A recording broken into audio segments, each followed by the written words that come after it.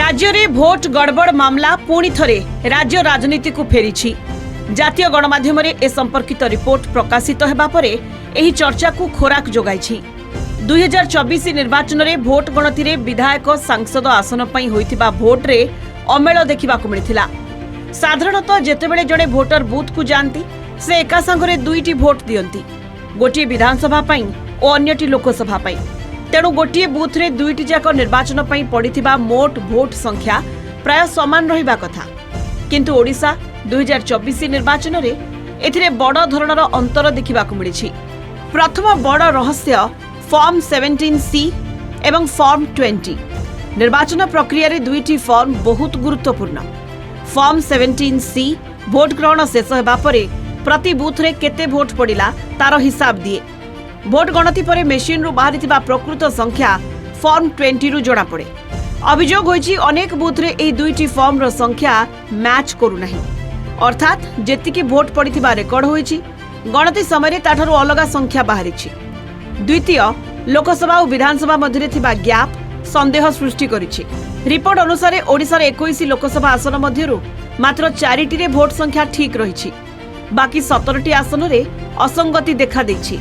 ढेंकानाल रे विधानसभा पई 4056टी अधिक भोट पड़िछि।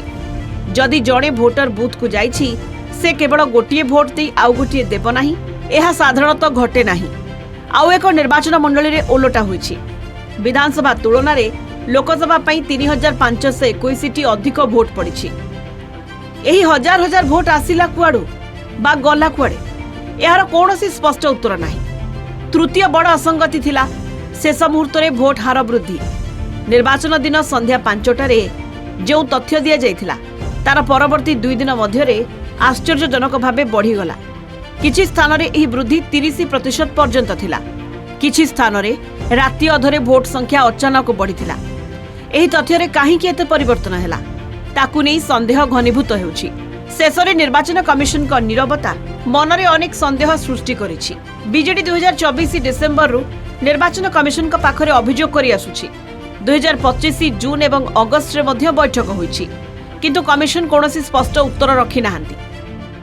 जोटा माननीय श्री नवीन पट्टनायक नेतृत्व रे जोठी आमे 100% जितिबा कथा, आमे तो परिसंख्यान देखैकी कहूचु, वास्तवता देखैकी कहूचु। कोठी ना कोठी एमिति बाटरे से माने नैचंती निर्वाचन रो कंडक्ट को आज आमे माने विरोधी दल रे आसिकरी बसिछु। जदिबा सबुठारु बेसी भोट विजु जनता दल को मिली, आज आमे शासन रो बागडोर रे नाहु। किंतु आमर क्लेम थिला जे आमठारु जोटा आमर नार्ज जीत टिकु चंचकता करी इलेक्शन कमिशन माध्यम रे आमठारु छड़े निया जाइछि। गोटे दल रे 51 जन एमएलए जीतुचंती किंतु जन सांसद के जीति पार नथि।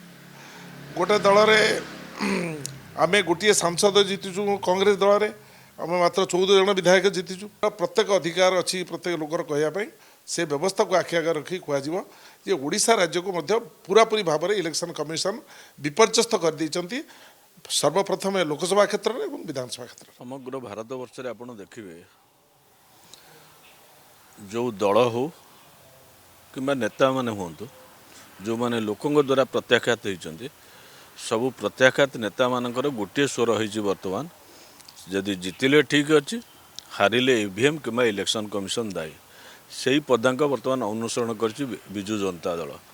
विजु जनता दल जो भाई सी भाई पावर थिले विजु जनता दल अच्छी, पावर नहीं तो जो भाई माछ पानी बिना बंची पारिबने। बर्तमान विजु जनता दल से भाई अवस्था। 2024 निर्वाचन रे बीजेडी 51टी विधानसभा आसन जीतिथिला, गोटिए भी लोकसभा आसन जीति पारि नथिला। कांग्रेस गोटिए लोकसभा सह 14 विधानसभा आसन जीतिथिला। सबुठारु गुरुत्वपूर्ण कथा हैला बीजेपी ठारु बीजेडी अधिक भोट पाइछि। ए सब तथ्य सामना को आसीबा परे निर्वाचन कमिशन का निरपेक्षता को नहीं प्रश्नबाची सृष्टि होइतिला। एबे सेही समान कथा जातीय गणमाध्यम रे शिरोनामा पालटिछि। देशर निर्वाचन प्रक्रिया उपरे लोकंक भरोसा न रहिले गणतंत्र दुर्बल होइजिबो। रिपोर्ट अनुसार एही तथ्यगत गड़बड़ गणतंत्रर मूलदुआ को भितरु फंपा करि देउछि। भुवनेश्वरु वीडियोग्राफर दोलगोविंद नायक सह प्रीतिकांत नायक रिपोर्ट, कलिंग टीवी।